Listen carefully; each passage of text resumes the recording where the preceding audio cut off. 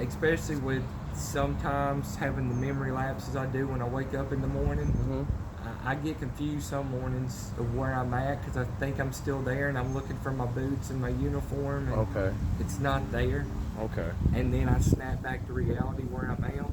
Okay. It's a it's a change. Is it more of a change or a challenge? Days it can be a challenge. Okay. How and what do you try to do to cope with it without getting so deep into the issues just yet? Like when you find yourself maybe confused or you know what I'm saying, just trying to you know what I mean, like what's one of your things that you do to bring yourself back? Like, hold on, this is what I'm doing. Like, what do you do personally yourself? If I've got projects going on, like with my service at my church, I'm the tech and sound and music guy. Okay. Uh, I'll dig in deeper on that project, or if it's with my Corvette at home, if I need to tear something down and get it to the shop or rebuild it. Like for the last week, I've been tearing the heads and the top end off my motor. I'll go out and push myself harder than anybody thinks I can go, and I'll be soaked all the way to my toes in sweat just because I don't want to sit around and think about what I've got to think about. Or I'll dig into my RCs and I'll tune my RC drag car. Mm-hmm. I'll just sit and tune it for hours, or just sit on a project, or I'll sit and sing something at home, a vocal recording, and then put it on SoundCloud or something and hide it. Okay. Just stuff like that. So, as far as yourself, before we get into uh, contact after combat, what's the biggest goal for you, for Mr. Trey Doolin? What's your biggest goal as of right now for the future? Like, what's the biggest goal for you? Mine is to be able to see my kids live longer, Mm-hmm. to experience everything I have to go through as a single father. Mm-hmm. Uh, Mine is to go get tested for this tumor they found, the third one again. So mine right now is to beat cancer again, Okay. and just to see my kids live, and above all else, and not above all else, but I would say above all else before what I was going to say about contact after combat, have faith in God that He's going to bring me through again, Mm-hmm. because He hadn't failed on me yet. Okay. Um, you started contact after combat because.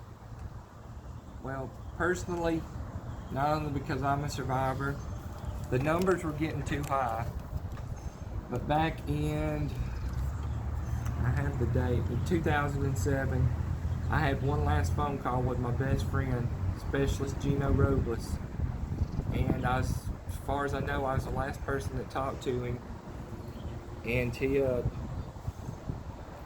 didn't hear from him again, and about a month later, when we moved back to Danville, Alabama at the time, I tried to call him up, and his mom answered the phone and said he was no longer with us. And for a lot of years, I stayed in darkness over that. Mm-hmm. But about 4.5, 5 years ago, I felt like I wanted to break the darkness. And I saw something on a Facebook veterans page of somebody said, I'm going to join the 22 today. And I told that guy, no, you're not. And he sent me a Facebook message right away. And I talked to him all night long, and that's when I figured out I can do something. Mm-hmm. I don't have to wait on the government to do it. I don't have to wait on anybody else in this country to do it. I was always taught, don't wait on the one, be the one. And with that experience, you created contact after combat. And how long did it take you to just even get started? It feels like I jumped in right away, but just to get to the point I'm at right now, the website took about 2.5 years for me to finally get it up and running. And then it's been up about 2 years now. So, 4.5 years almost now. How far have y'all reached out to a lot of people? Or, you know what I'm saying? Like, have you, you know what I'm saying, saved lives? Have contact after combat saved a life? I don't like to say I saved them, because God put me in that time and that place at that moment that that person wanted to reach out, or those people wanted to reach out. Okay. And I won't say numbers, but one life's enough for me. Okay. Because that one life, and one guy that I know out of the handful or dozen I've talked to or more, some of them are getting married to single mothers that their kids didn't have father figures. Okay. So that affects not only the person that talked to me, but that branches out to that brand new family he just married into and those kids. Mm-hmm.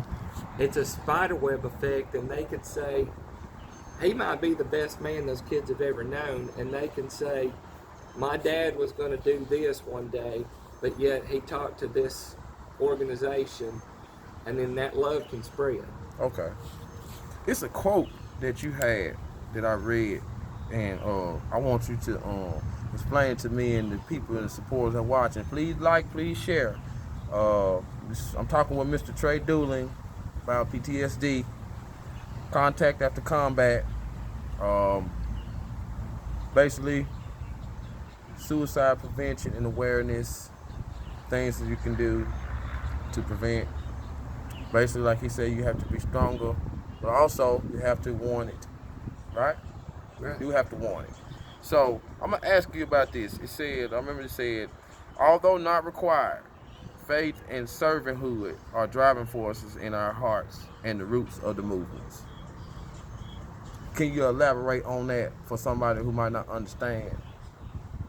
A lot of people that I deal with on a regular basis, we have differences.